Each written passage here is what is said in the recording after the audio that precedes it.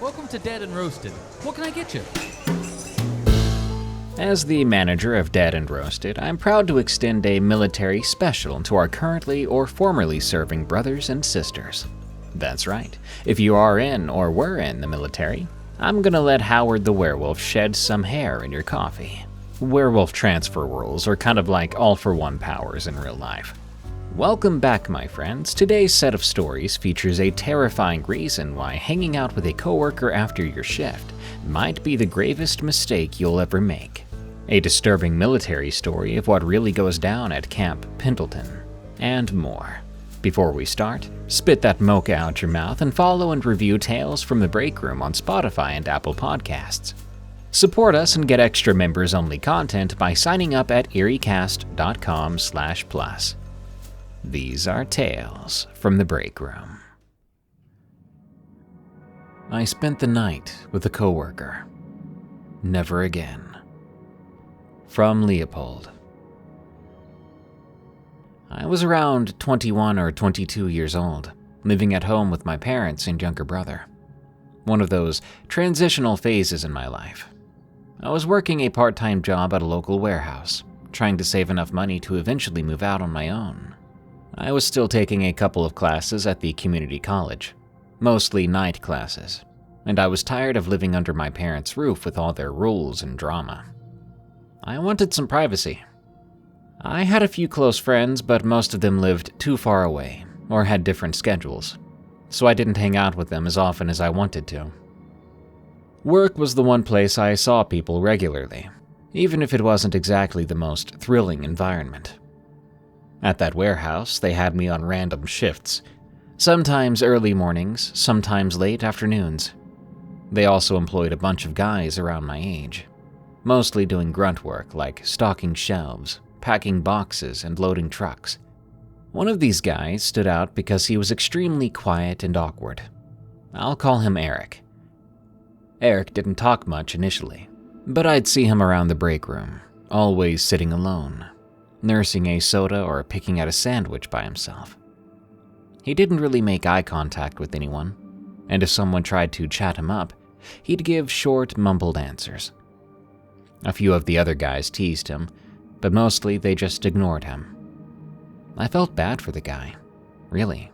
I know what it's like to feel out of place. For a couple of weeks, I made it a point to at least say hi or offer a quick comment about work. Sometimes he'd nod, sometimes he'd mutter a one-word reply. Eventually, I started to sit at the same table in the break room, just to be near him, see if I could get him to talk. One day he was staring at his phone with this sort of lost expression, and I asked if he was okay. Surprisingly, he actually opened up a bit, telling me his phone was messing up, or something trivial like that. It wasn't much, but it was a start. Over the next week, I found reasons to walk with him to the parking lot after shifts, or to share a smoke break out by the dumpsters. Little by little, he seemed more comfortable around me. We weren't best friends or anything, but we were getting there. Eric had a subtle sense of humor, real dry, and every now and then he'd crack a joke that actually made me laugh out loud. The strangest thing was that he wouldn't make any plans with me outside of work. I'd say, "Hey, let's grab a burger after our shift," and he'd always have an excuse. Finally, he admitted he lived kind of far out, that he didn't feel like going into town more than he needed to. One afternoon, I complained about my living situation. My parents fighting, my brother blasting music until 3 a.m., and I told Eric I didn't really have a comfortable place to bring anybody back to. That's when I suggested we hang out at his place instead. He got real quiet, and sort of shrugged, as if he was torn. But I guess he could tell I was desperate for a change of scenery. A day or two later, he texted me his address. The place was way out in the sticks. I mean, the directions seemed straightforward, but once I got off the main highway and onto the secluded paved road, I realized how empty that area was. No streetlights, no neighbors in sight, barely any traffic. After driving maybe 5 or 6 miles, I found this narrow dirt road off to the side that looked more like a driveway, There was a small wooden sign with the same road name Eric had texted me. I turned onto it. It was a rough, bumpy path that stretched for about 2 miles, until I finally reached a small clearing. Eric's house was a modest, single-story place that had clearly been there for quite a long time. I parked my old sedan in what looked like an improvised parking spot, just flattened grass and dirt in front of the porch.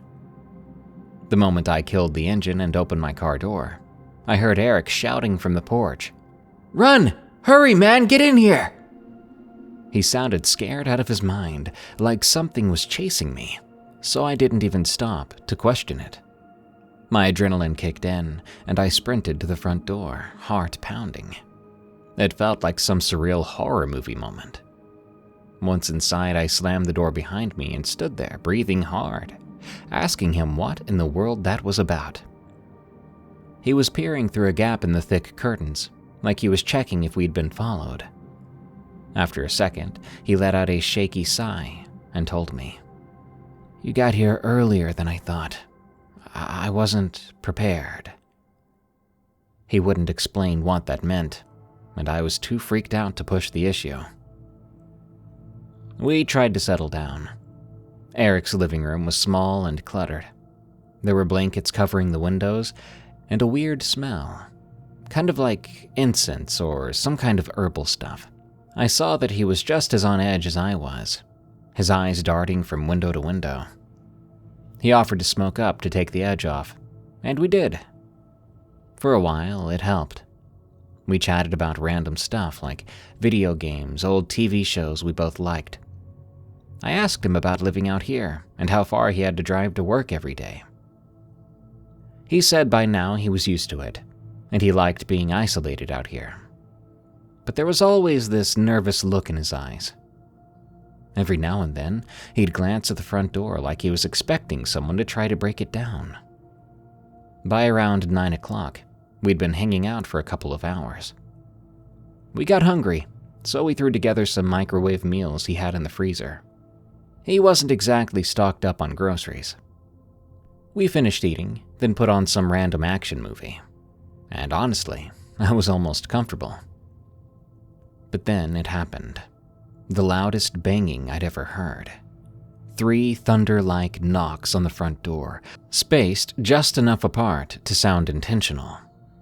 The whole door rattled in its frame. My heart leapt into my throat, and I blurted out something like, "Dude, you better get that. Sounds like somebody really needs you." But Eric's face had gone completely pale. He looked like he was about to pass out. He kept his voice low, staring at me with wide eyes, whispering, "You're not supposed to be here." At first, I was offended, thinking he was saying I wasn't welcome in his home. So I asked if he wanted me to leave. But he quickly grabbed my arm and said, "No, don't.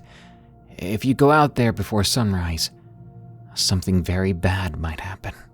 You can't leave right now." I remember my stomach twisting into knots when he said that. Everything in his tone told me he truly believed it. My mind was racing, trying to figure out if this was some sort of insane prank, or if Eric was dealing with serious mental issues. Then the knocks came again.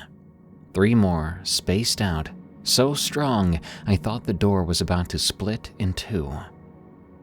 Eric put a finger to his lips to shush me. I stood there in total silence, too scared to even move. We turned off the lights, sitting there in the dark for a long time, hardly even breathing. The knocking didn't repeat right away. Eventually, Eric tugged me by the arm again, leading me to his bedroom, which was just as cluttered as the living room. Papers and clothes, weird talisman-looking things hanging on the walls. He seemed resigned to the situation, and quietly said we needed to wait it out till morning. "I doubt we'll get any real sleep," he said. But then again, he looked more exhausted than scared, like he had gone through this routine many times before. I asked him what that was outside, but he shook his head, telling me that I wouldn't believe him.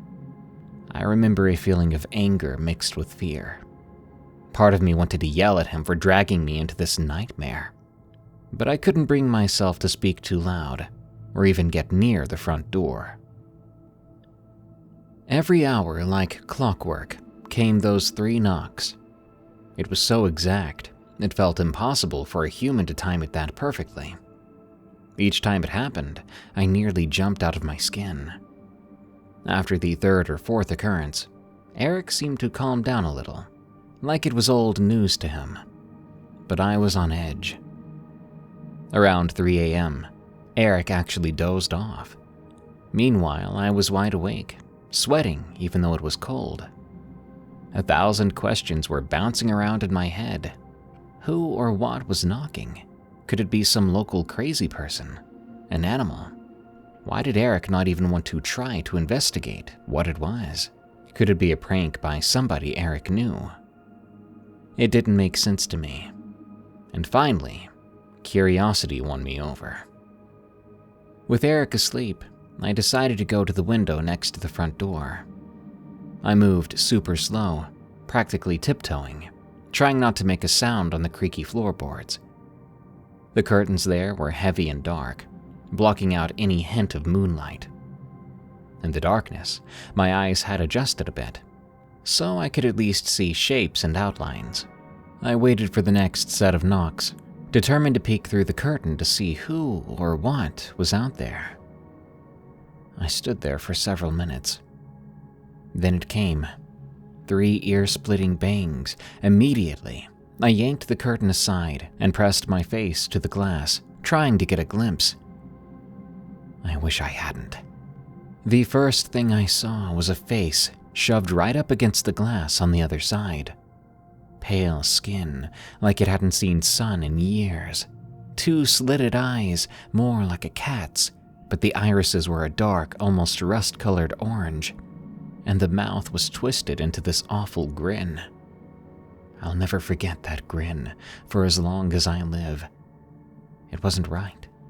It was too wide, too unnatural. I screamed then, my mind going blank. I stumbled backward, letting the curtain fall back into place. Outside, I heard what I could only describe as laughter. A hoarse, rasping laugh that wasn't quite human. Terrified out of my skull, I ran back to the bedroom, slamming the door behind me. Eric was already awake, eyes wide open. He just shook his head at me. In a hushed voice, he said to me, "I told you, you're not supposed to be here." I didn't even have words for that. I just stood there, shaking from head to toe, like I'd walked in on some cosmic nightmare I wasn't supposed to see. After that, we sat there in complete silence. I noticed he had a small collection of candles in the corner. Some of them were half melted. He must have lit them on previous nights, maybe as some sort of weird warding ritual. I didn't ask, though. I didn't want to know at that point. I just kept thinking about how I was going to get out of there. How, if I ran outside, that thing might be waiting for me. Eventually, the knocks stopped coming. Maybe around 5 in the morning, there was no next set of 3 knocks. Everything was finally, eerily quiet. Eric managed to fall asleep again, and I was left sitting there, listening to my own heartbeat. When I noticed the sky starting to get lighter through the gaps in the curtains, relief washed over me. I knew I wasn't staying another second in that house. As soon as there was enough light to confirm it was day, I made my move. I slipped on my shoes, grabbed my jacket, and tiptoed out to the living room. The front door seemed like the gateway to hell, but I had no other choice. I counted to 3, flung it open, and bolted for my car. I'm pretty sure I set some kind of personal record for the fastest I've ever run. The morning light was weak, but it was enough to see where I was going. When I got to my car and started it, I glanced in the rearview mirror. That's when I saw Eric standing in the open doorway, watching me. He wasn't waving or yelling. He just had this heartbreaking, sad look on his face as if he knew this was the last time we'd see each other. And he was right, because I had zero intention of ever coming back here. I blasted down that dirt road, ignoring the potholes and bumps that nearly wrecked my car's suspension. Once I hit the pavement, I drove even faster until I got to the main highway. The whole time I kept checking my mirrors. When I finally got home, it was still early in the morning. My parents and brother were asleep, so I just went straight to my room and locked the door. But I didn't go back to bed. I kept thinking about how Eric lived with this, possibly every night, and what it was exactly that had singled him out. Later that afternoon, I forced myself to go to work. I needed the hours, and also because I had to see if Eric was there. Eric didn't come back. That day came and went. The next day, the same thing. Eric never showed. After a week, management said that he had quit. No call, no show. I got a new coworker assigned to my section. I had Eric's number, but when I tried to call or message him, I got no reply. Any other contact info was in the official HR database, and they weren't going to give that out. It's been years, and I still haven't heard from Eric. I don't even know if he's still at that house, or if he left it for good. Sometimes I wonder if I should have tried harder to help him, but it's not like I knew where to even start. I rarely tell anyone the details of that night. It sounds insane, right? And I'm sure some people would think I was high or dreaming or exaggerating. But I remember every moment like it happened yesterday, especially frantically running away from that house, like I was about to die. I still get uneasy when I drive on empty roads at night, especially out there in the countryside. Every time I see a dirt road branching off from the main road, I start to wonder. Eric, if you're out there listening to this, I still consider you a friend, and I hope to hear from you one day. I hope you're doing okay.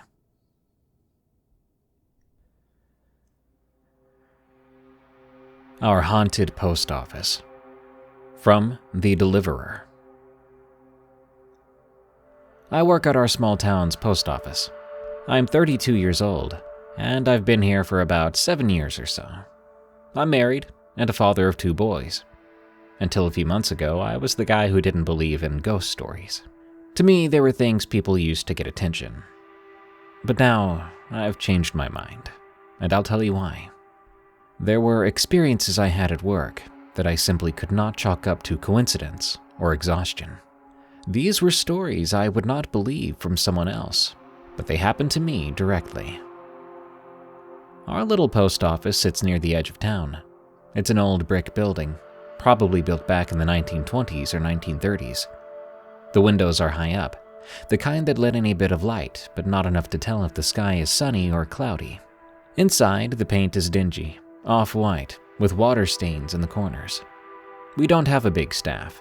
It's just me and 2 other clerks, and a postmaster who mostly stays in her office. Our hours are short compared to city offices. We're open 8 a.m. to 4 p.m. on weekdays, with a half day on Saturdays. It's not unusual for me to be the one closing up if someone else needs to leave early, or if I'm covering a shift alone. That's when it all started. Closing time near dark, the day winding down and nobody else around. First incident. This happened just after we got past holiday rush recently, so the post office was quieter than normal. Around 3:45 p.m., I was finishing up with the last customer when the other clerk, Ray, asked if I could close alone because he had to pick up his daughter from school. It wasn't a big deal, so I told him to go on ahead. Usually, closing by myself just means I have to lock the doors, finish some paperwork, and make sure all the mail is sorted for the next morning pickup. Takes about 15 or 20 minutes. That day I found myself alone with no noise, except for the sort of buzz the fluorescent lights make. The building felt still. I decided I'd do a quick round to make sure all the back doors were locked. After verifying the loading dock door was secured, I turned off the light in the sorting area. That's when I swear I began to hear footsteps. Very faint but distinct. It was coming from near the P.O. boxes, the public area. My first thought was that maybe a customer snuck in, or that Ray forgot to lock the front door on his way out. But I glanced at the large windows and could see the blinds were down, meaning I had already pulled them down as part of the closing routine. Even so, I went to check. The door was locked, and nobody was there. But while I was standing in the lobby, I heard the footsteps again, this time behind me. I spun around and saw nothing. Just rows of P.O. boxes. I took a big breath in and reminded myself it was an old building. Maybe the vents or pipes were making noises. I locked up and went home. That night, though, I kept thinking about how distinct those footfalls sounded, like someone was wearing heavy shoes. Second incident.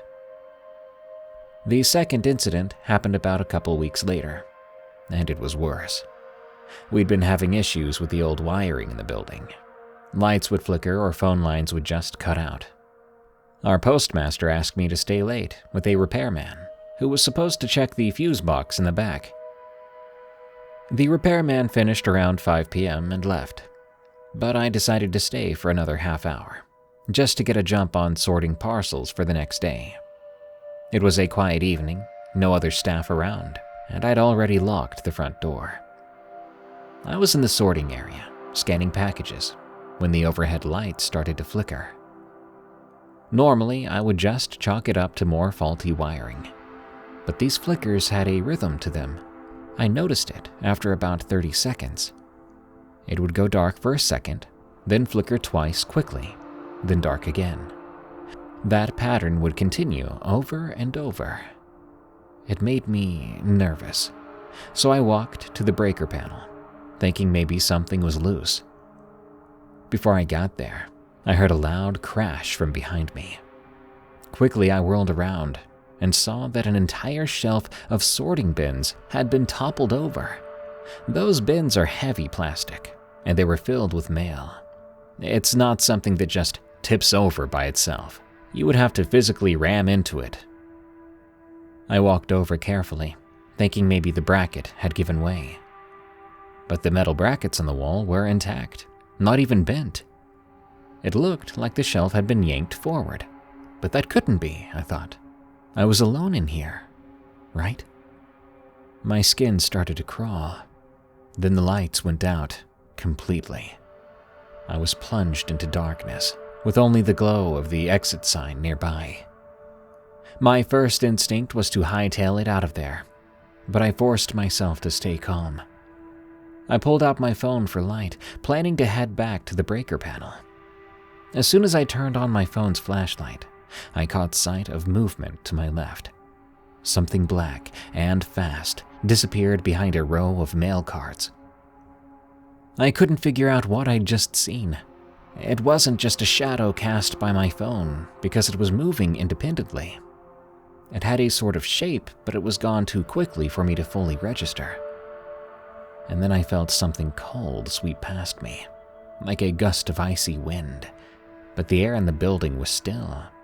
There were no fans, and the AC was not blowing at the time.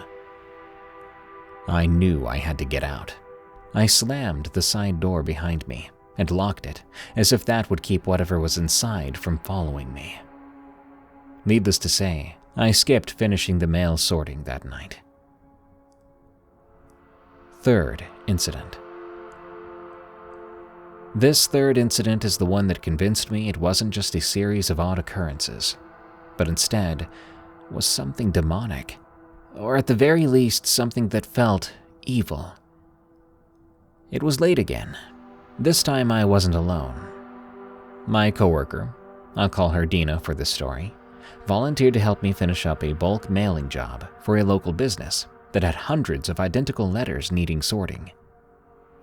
This was only about a week ago, mind you, just after closing on a Friday evening. We figured we'd knock it out in an hour and then enjoy the weekend.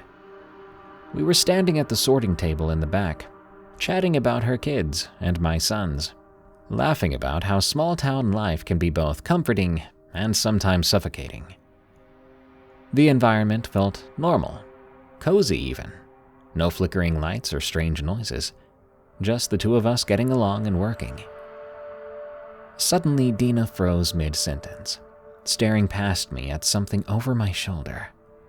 I felt a chill then. When I turned around, there was a tall black figure standing near the door to the loading dock. It looked like the silhouette of a very tall person. But there was no detail, just solid blackness in the shape of a human. It had to be about 6 feet tall, if not more. Honestly, maybe closer to 7. I remember thinking it didn't look like a man wearing black clothes, it just looked like the absence of light in the shape of a man. Dina screamed, and the figure darted to the side, disappearing behind some stacked boxes. I felt goosebumps all over every inch of my body. We ran toward the front, intending to leave through the lobby, but the front door was still locked. Dina got her keys out, trying to find the right one. While she did that, I turned to look over my shoulder, and I heard a deep growl, like there was a large animal trapped in the building with us. It sounded angry, full of hate. I don't know how else to describe it, but the sound made my stomach turn. Finally, Dina got the door unlocked, and we burst outside. The sun had just set, so it was that murky twilight where everything is gray. We ran to our cars and jumped in, driving all the way home. The next morning, we had to explain to our postmaster why we left the building unlocked. Dina and I agreed we'd seen the exact same thing. We together described it as a tall black shape with no face, and she said she felt sick the moment she locked eyes with it, like it was draining her. That was a very long weekend afterward. I was very on edge, very creeped out. Reminded me of how I saw a tarantula documentary when I was a kid, and it gave me the creepy crawlies for the next few days. But scale that on up to a demonic adult version.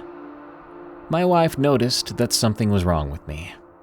I couldn't explain it to her right away, afraid she would think I lost my mind.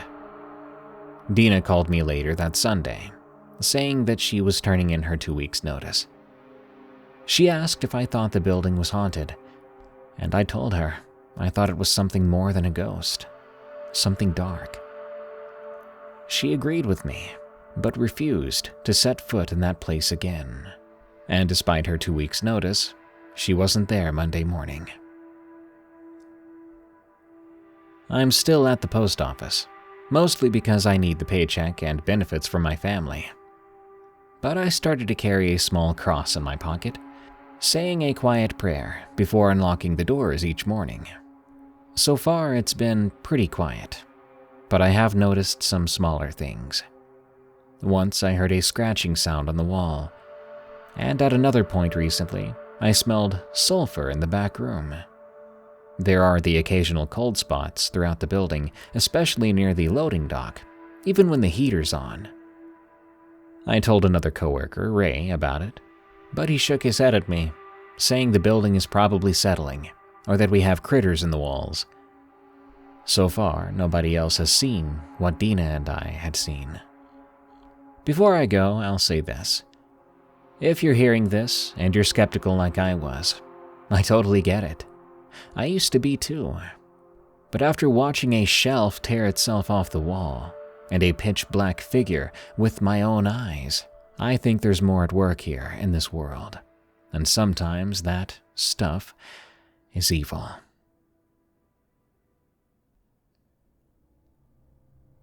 Something in the parking lot with me.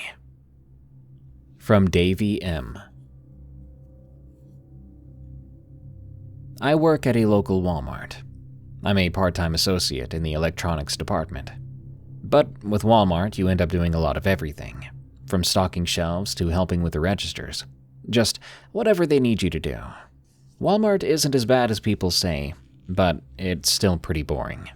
I'm just here until I finish community college. I usually work the evening shift from about 2 p.m. to 10 p.m., sometimes later if there's a rush. It was about mid-December, a bitter cold night. We'd just had a pretty heavy snowfall earlier in the day.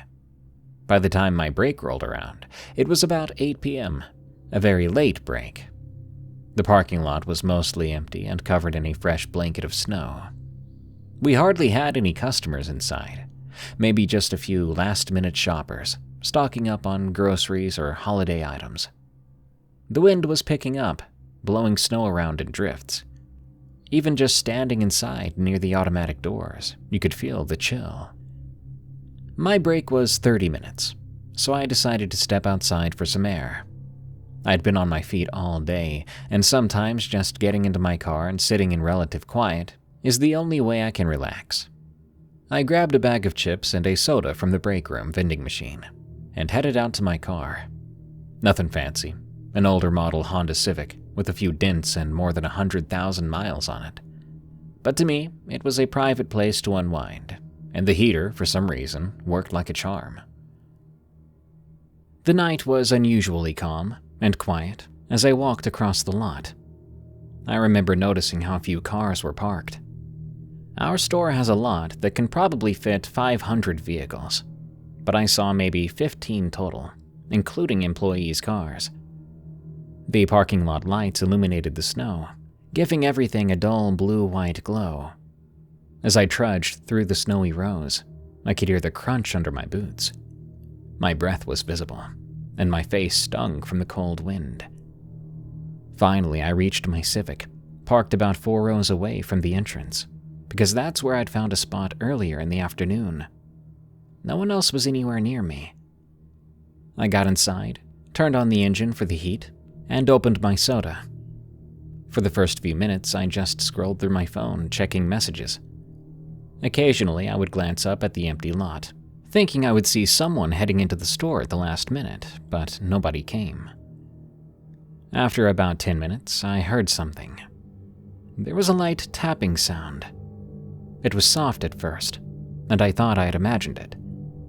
It was coming from somewhere on the passenger side of my car, near the front door or maybe the fender.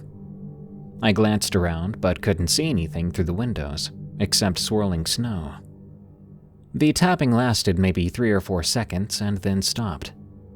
I told myself it was probably a piece of ice or snow falling off a lamppost.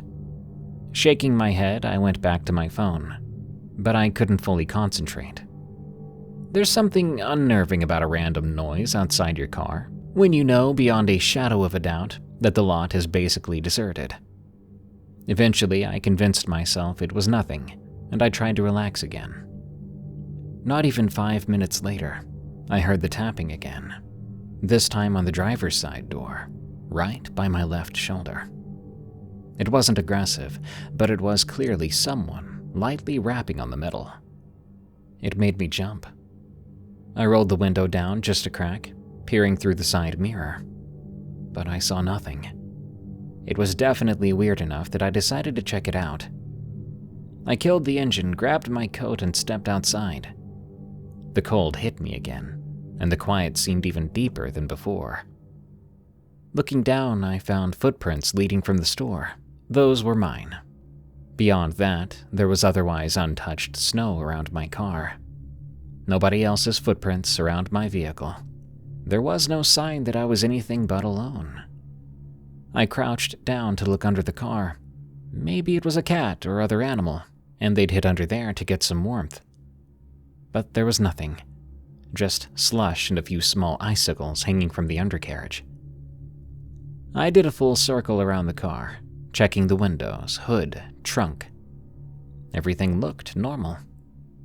I stood there for a minute, straining my ears for any sound besides the wind, but there was nothing. I was a tad bit creeped out, but I mostly felt silly, so I got back in the car. I decided I'd just finish my break inside the store next time if anything else weird happened. I turned on the car again, blasting the heat, trying to calm down by scrolling through social media. Maybe 3 or 4 minutes went by. My nerves had begun to settle. But then, a third tap came. This time it seemed to come from behind me, like on the trunk or maybe the rear door. Once more I jumped, and I cursed. This time, though, part of me did not want to go outside again. But that primal fight or flight instinct kicked in. I figured if someone was messing with me, I wanted to catch them in the act, so I quickly yanked the key out of the ignition and threw open the door. The gust of wind nearly knocked my hat off. I marched around to the back of the car with more confidence than I actually felt, scanning the area for footprints. Nothing. The snow around the trunk was smooth, except for the tracks I'd left earlier when I checked. That was impossible. If something had touched my vehicle to tap on it, it would have shown in the snow.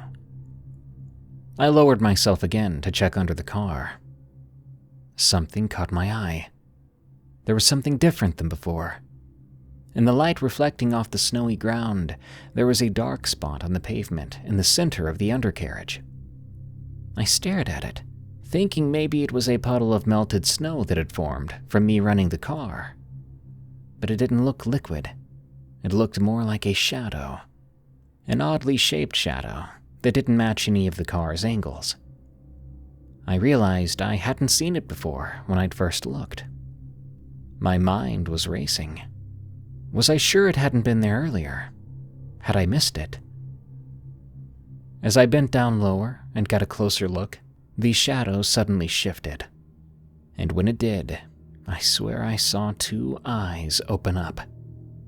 I know how bizarre that sounds, but I'm telling you, two eyes blinked open. I gasped and stumbled backward, landing on my rear in the snow. My chest felt like it was going to burst, and I scrambled to my feet as quickly as I could. The eyes were still there, unblinking and watching me. I bolted back into my car. I slammed the door and locked it, all in what felt like half a second. My hands were shaking.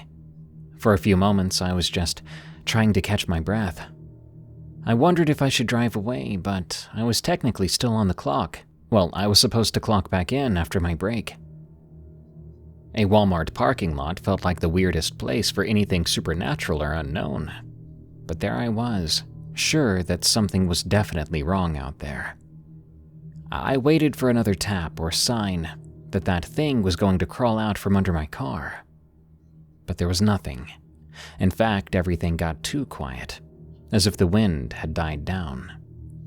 The clock on my dashboard said I was already 5 minutes late getting back from break. My manager had been on my case recently about punctuality, so I was torn. Do I risk my job, or do I risk going out there again? Then I heard a different sound. It came from inside my car. A long, drawn-out breath coming from the back seat. It was slow. Whatever was back there wanted me to know it was there. I almost dropped my keys again. My mind was screaming at me not to look in the rear view, and luckily I was too scared to do so. All rational thought I had left was telling me to run. So I braced myself, counted to 3 in my head, and grabbed the door handle, shoving it open. The moment I was out, I slammed the door shut behind me and sprinted to the store's entrance. I didn't even bother looking back. I focused on running, nearly slipping near the curb, but I steadied myself and kept going until I made it through those sliding doors. Once inside, I almost collided with an older lady who was heading out with her bags. She gave me an odd look, likely because I was breathing so hard. But I couldn't focus on anything except how grateful I was to be back under these lights and around other people. I marched straight to the back of the store, punching in my code to clock back in. By then, I was about 10 minutes late. My supervisor, Laura, spotted me, and she was not happy, asking if I had lost track of time and telling me this was the second time that week I'd been late returning from break. I tried to tell her something odd had happened to me in the parking lot, but the minute I started to describe the noise, the tapping, the shadow, she sighed at me. She clearly thought I was making it up or overreacting. Without letting me finish, she told me to go back to the electronics area and that she'd have to write me up for being late again. My shift ended at 10:30 p.m. that night. Normally, I'd walk back out to my car and head home like usual, but I was dreading it this time. When my last customer left, I lingered in the store for a while, restocking shelves just so I didn't have to face the parking lot. Eventually, the manager on duty said we were closing soon and that I couldn't just hang around forever milking the clock. Walking out to the car, I looked around again, trying to find any footprints around my vehicle. I checked underneath, but the shadow was gone. So far, everything appeared normal. I jumped inside and started the engine, backing out of my spot. I glanced in the rearview mirror again, over and over, but all I saw was my empty back seat, and I heard nothing but silence in the vehicle. Ever since this happened to me, I stopped going out to my car during break. I don't know what this experience was or what it was about, but it kind of stole my peaceful car break time from me. It's unfortunate, but I'd rather stay inside where it's warm and not filled with ghosts or whatever. I enlisted in the Marine Corps straight out of high school, looking for discipline, a sense of purpose, and maybe a bit of adventure. I got stationed out in California. Just my luck, right? Lots of people imagine sunny beaches and palm trees, but a lot of our training areas are nothing but deserts, barren hills, and scrubland. My unit spent a good chunk of time rotating between different field exercises across the state. Some were near Camp Pendleton, others out in more remote training grounds that felt like they were in the middle of nowhere. This story takes place about 1.5 years into my service, during a time we were doing a mix of overnight patrols, mock ambushes, and other field drills in some rocky desert terrain. We'd been hearing jokes about a so-called goblin since I first arrived. At first, I assumed it was some made-up creature to spook the newbies, like you might hear about Bigfoot or the chupacabra in certain places. Guys would say, "Watch out, the goblin will snatch your MRE if you leave it out," or "Don't wander off alone or the goblin might follow you back." I laughed like everyone else, figuring it was just a tradition of messing with the fresh faces. But I slowly realized that most of these jokes came from people who claimed they'd actually seen something. And the more time I spent out in the boonies, the more I picked up on the fact that nobody was calling it a coyote or a wild dog or any normal desert critter. They all insisted it wasn't an animal they recognized. We'd go out on multi-day exercises, carrying full packs, sleeping in small squads, setting up observation posts, that kind of thing.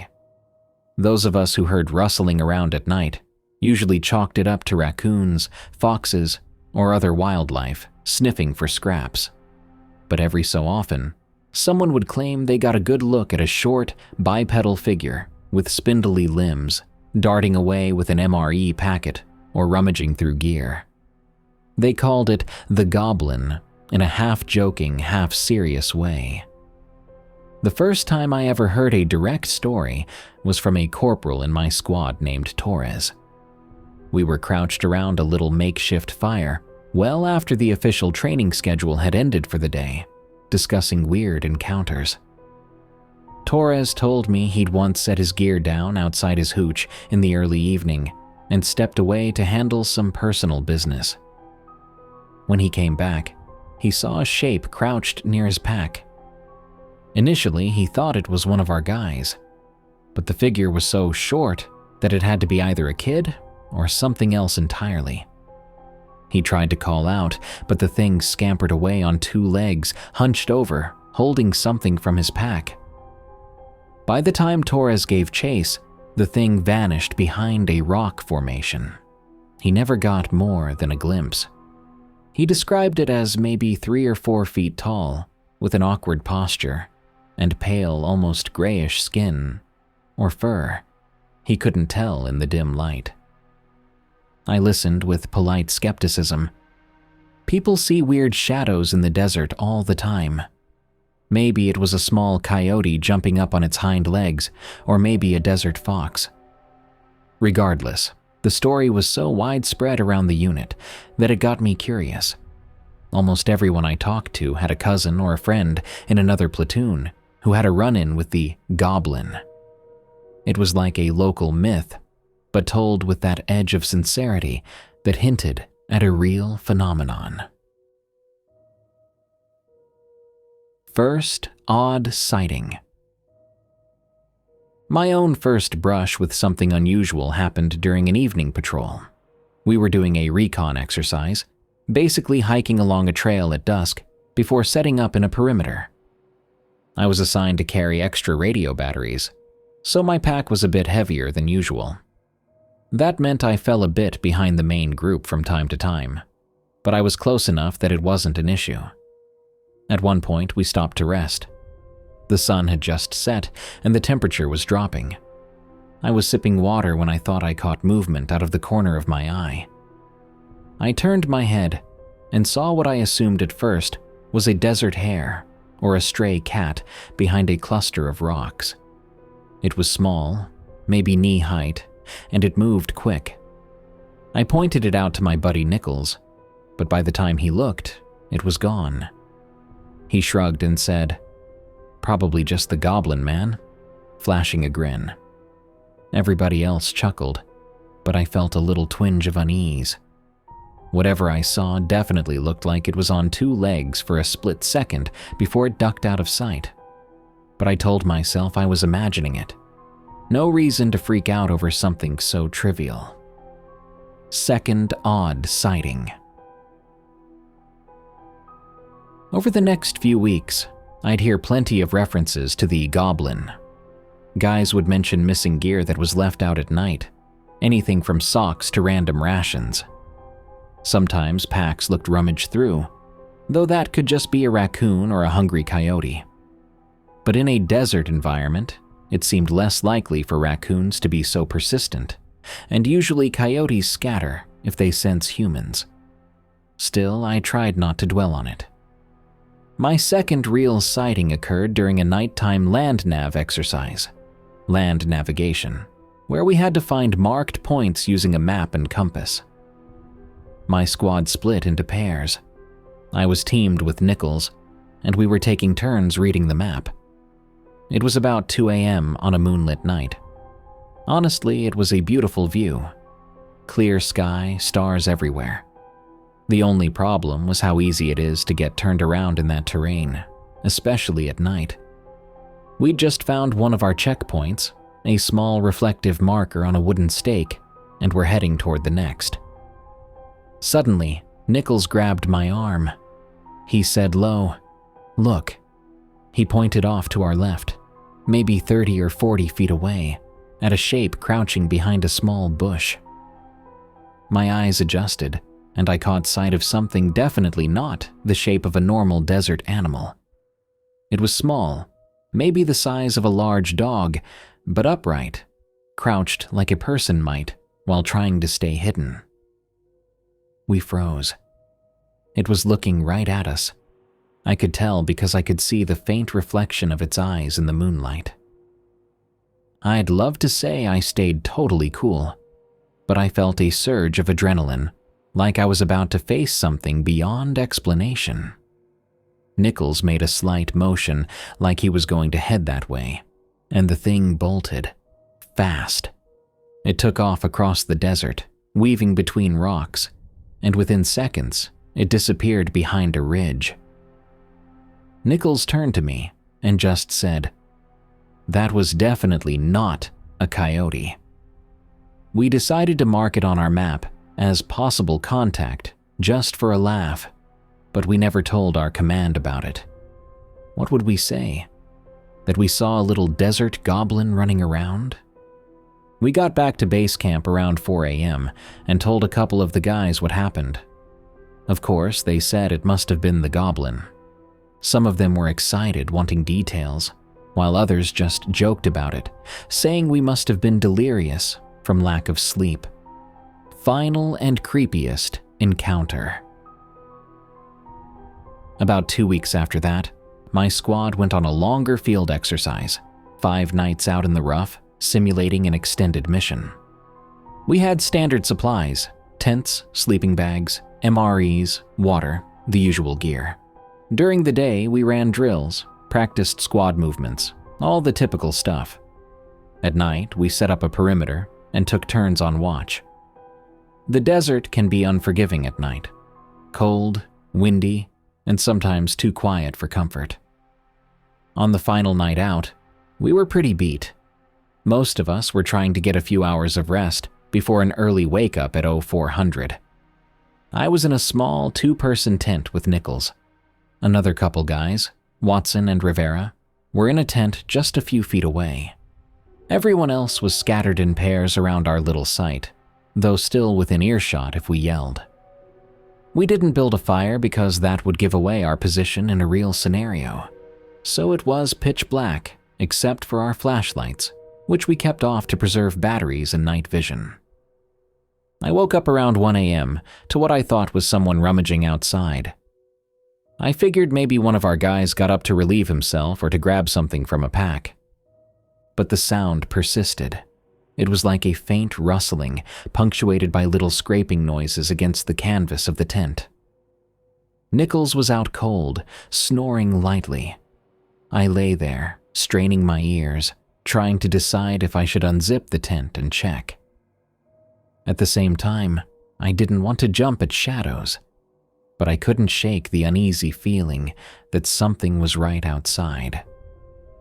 Then the scraping sound came again, more distinct this time, like small fingers or claws running across the material of the tent. I slowly reached for my flashlight. Right then, the tent's side bulged inward slightly, as if someone pushed on it from outside. It didn't look like a handprint, more like a small shape pressing. I nearly gasped, and Nichols woke up, blinking in confusion. I motioned for him to be quiet, pointing to the part of the tent that was bulging. He mouthed, "What the hell?"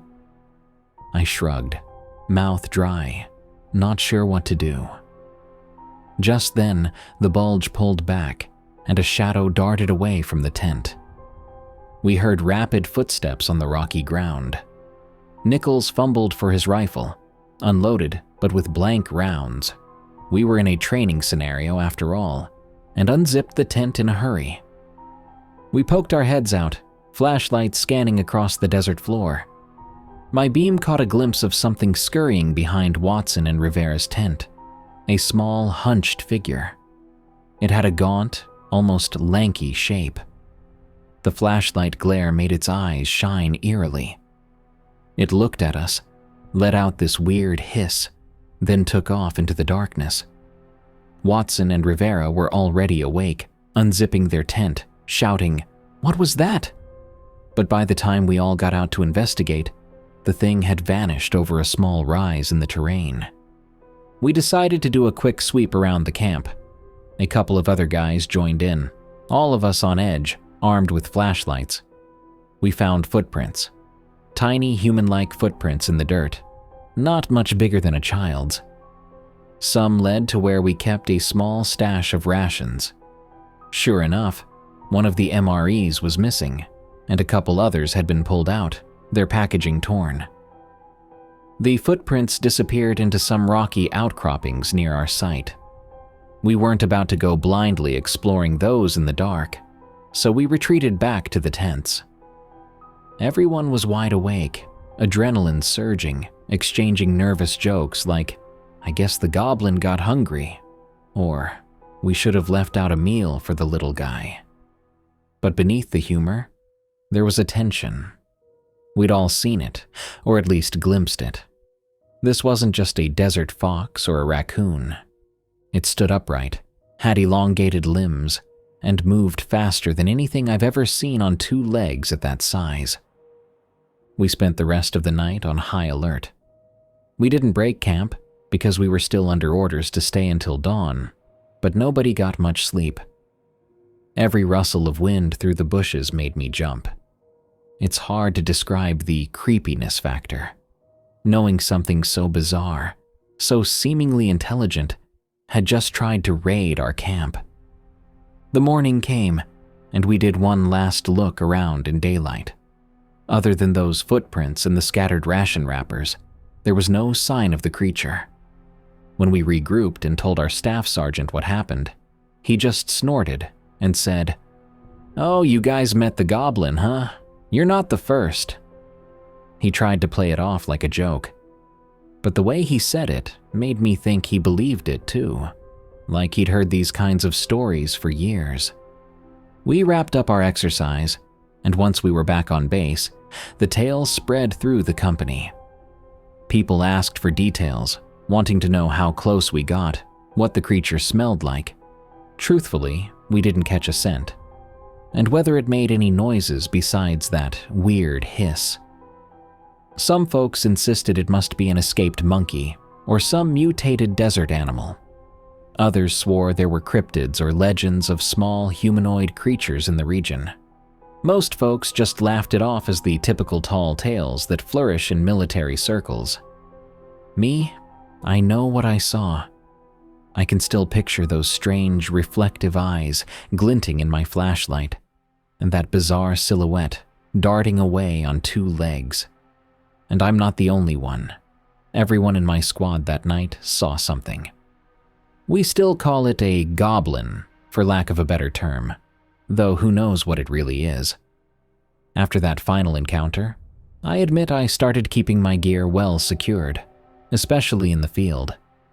I never wanted to wake up to those claw-like fingers tapping on my tent again.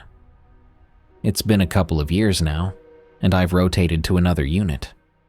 I'll occasionally swap stories with old buddies about our time in the California deserts, and the goblin always comes up.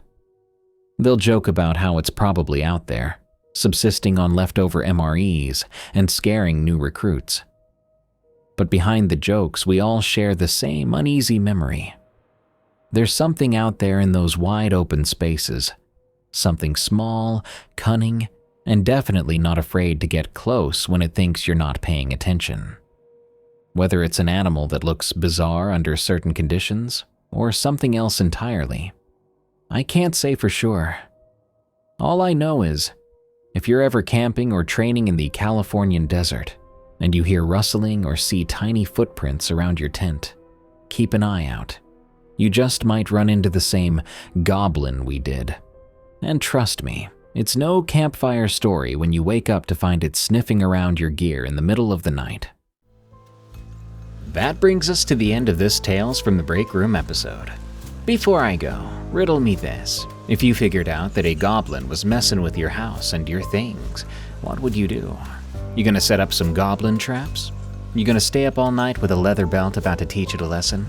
Let me know your style of retribution in the comments. I'll see you again real soon. Be sure to send me your scary work stories at eeriecast.com/submit. Follow and review Tales from the Break Room on Spotify and Apple Podcasts so we can reach as many new fans as possible. And sign up for members-only content at eeriecast.com/plus to support us. Thank you. Now then, I've got to clock out. But don't worry, I'll be back soon for yet another late night shift.